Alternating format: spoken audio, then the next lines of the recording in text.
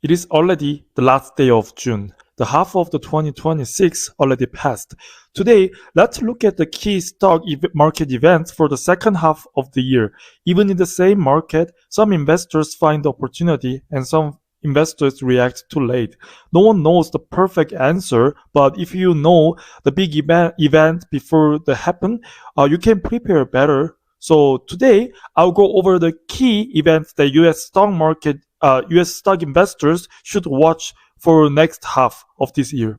When we look at July and August, there are several major events ahead. Depending on what stocks you own, the key point may be different. But for the overall market direction, the first three things to watch are these: big tech earnings, the Genesis mission, and the Jackson Hole meeting. These three events could decide the early mood of the second half. Since the start of the year, some big tech stocks have actually performed worse than Nasdaq. The Nasdaq has moved higher, but some of the large tech names that usually lead the market have fallen behind. The center of the rally has been mostly semiconductors and a few growth stocks. Why did this happen? Because big tech companies are spending a huge amount of money on AI. In the past, they might have used their cash to buy back shares and support their stock's price. But now, much of their money is going into AI infrastructure. This means they care more about future growth than today's stock price. The problem is that some companies are starting to see pressure on cash flow because of this. So if you invest in AI related companies, this earnings season is very important. The key question is simple. Are these companies really making money from AI investment yet? That is what we need to watch closely. Next, let's look at the Genesis mission. The Genesis mission is a US government-led project, including the Department of Energy, that brings AI into three major areas: national security, energy, and scientific discovery. When we look at the mission timeline, there is one important line. It says early operating ability should be shown within 270 days. If we count around 270 days from the executive order, August becomes an important point. That means some kind of result may need to come out around August. If the policy starts turning into real technology and real contract, related stocks could move again. The progress has also become more specific. In January, 26 projects were selected. In March, related data collection began. After that, capability reviews were planned, and the next step comes around August. At that point, the first AI test may begin. The key question is this: among the 26 projects, which area will be selected first? Depending on the choice, related stocks could react early. Based on the reported information, the critical minerals area seems to be moving the fastest. So in the second half of the year, we need to watch nuclear power, power grid infrastructure, and resource development. AI policy is expanding into energy and resource security. One of the weakest points in US resource security is rare earth minerals. That is why I brought the chart of MP Materials, a major US rare earth company. Last year, the stock moved up with strong interest, but it has been moving sideways for almost a year. Still, rare earth materials are needed for semiconductors, robots, and advanced equipment. The US continues to move away from China-based supply chains, so we need to watch whether rare earth-related news comes out from Genesis mission test. When we look at the key companies linked to the Genesis mission, many familiar big tech and technology companies are included, but relatively smaller companies could see a much bigger impact from this policy. Next, let's look at the Jackson Hole meeting, which can move global markets. This year's Jackson Hole meeting is scheduled for August 27th. The market will focus on the new Fed chair's comments. Those comments can change expectations for interest rates, and the direction of interest rates can move the dollar, global money flows, and the stock market. So how did stocks move before and after Jackson Hole in the past? What we can look at is in data. In years when a new Fed chair took office, stocks usually moved higher in the 1 month before Jackson Hole. The bigger issue was what happened 1 month after. Under Greenspan, stocks fell 6.3% because the rate hikes tone continued. Under Bernanke, stocks rose 6% because the market started to expect the end of the rate hikes and pause. So the key is the tone of the message. If the new Fed chair talks strongly about rate hikes, that could pressure the market. But if he opens the door to rate cuts, that could become a strong tailwind for stocks. Right now, the market mostly expects rates to stay the same in the near term. But as we move later into the year, expectations for rate hikes are rising. The September 16th FOMC meeting could be especially important. Market expectations may shift around that point. In the end, the message from Jackson Hole in August could set the direction, and the September FOMC may confirm it. Now, let's move to September and October.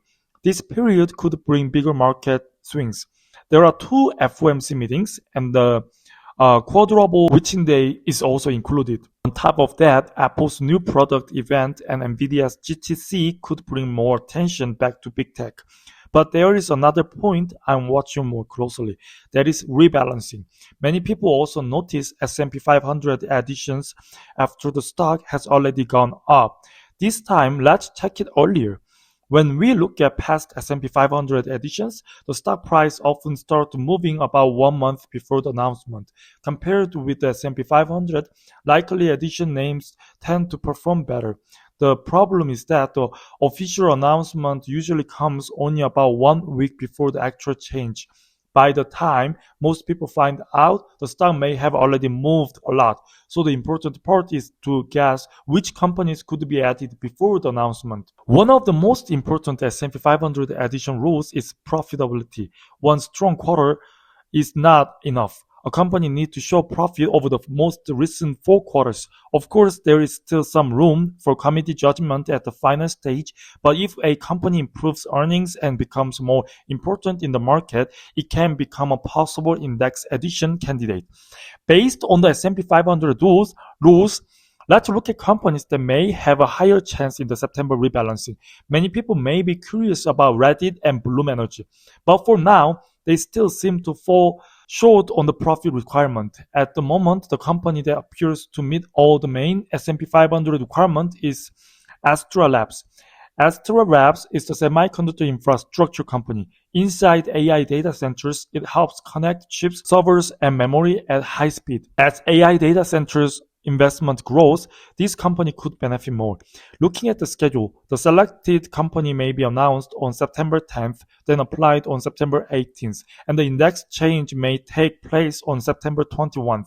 The issue is that stocks usually move before the announcement. Right now, the stock has already gone up a lot, so it may feel expensive. But if there is a pullback over the next 2 months, it could become a chance to look at both S&P 500 addition hopes and AI infrastructure growth. The second company is Heiko.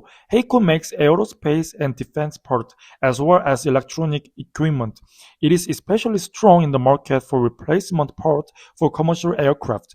The company has also expanded into defense, space, and electronic parts. Recent earnings have been solid. Second quarter revenue was $1.38 billion, up 25% from the year earlier. Looking at Heiko's chart, the stock dropped sharply in April and May, but after that, it made a fast V-shaped recovery. That shows growth expectations and price momentum are still alive in the aerospace and defense part market. Of course, Heiko already trades at a high premium, but if it gets added to S&P 500, passive fund demand could become a new source of buy. The third company is Ferguson. Ferguson is one of the largest industrial distributors in the United States. It supplies plumbing and water infrastructure products. It is affected by housing and construction, but data centers, commercial construction, and infrastructure spending are becoming new growth drivers. Recent quarters revenue was $7.5 billion, up 3.6% from last year. Gross margin also stayed around 31%. This is not a flash growth stock, but it has a strong cash flow and strong market position. Looking at Ferguson's stock chart, The share price moved sharply higher about a year ago and then stayed in a range for a long time. Recently, it has been trying to move higher again. The trend is not fully confirmed yet, but if S&P 500 addition becomes real, the story could change. If passive fund demand comes into stock that has been stuck in a range, the chart could start to look different. Now let's look at the November and December. The most important turning point here is the midterm election. The date is November 3rd. If the political map changes, expectations for taxes, regulation, and government spending can also change. Then in late November, we have a Black Friday, which shows the strength of US consumer spending. So the midterm election and consumer data are the two major factors that could decide the year-end mood of the US stock market. How does the US president's four-year term relate to stock market returns? In the second year of president's term, the US hold midterm elections that add political uncertainty to the market. Policy direction can change and the market may start pricing in that possibility early. So how has the S&P 500 moved during each year of the presidential cycle? Since 1950s, the first year of president's term has been solid, with an average return of 7.9%, but the midterm election year has been weaker, with an average return of 4.6%. The third year, however, has been much stronger, with an average gain of 17.2%. What is interesting is that the third year often performed well, no matter who won or lost the midterm election. In other words, what the market dislikes is not the result itself. People dislike uncertainty. Once the future becomes clearer, stocks often start moving again. In the last four midterm elections, stocks also rose after the midterm election point. Of course, there is no guarantee that this time will be the same, but one thing is clear. The uncertainty will be reduced. When we look more closely at the period before and after midterm elections, the average return for the 6 months before the election was only 0.3%. That is almost flat. The market had a hard time finding direction because of uncertainty. But during the 6 months after the election, stocks rebounded strongly. Stocks also moved higher over the next 12 months, but the earlier rebound was usually stronger. What we need to be careful about is the market swing after the election. The year-end market could bring chances, but we still need to keep our seatbelt on. Also, companies that have benefit a lot from Trump-related policy expectations may need extra caution. If the political balance changes after the midterm election, the speed of some major policy plans could slow down. One example is Golden Dome-related stocks. If too much policy hope is already priced in, the stock can fall when those hopes weaken. So, before the midterm election, portfolio balance becomes very important.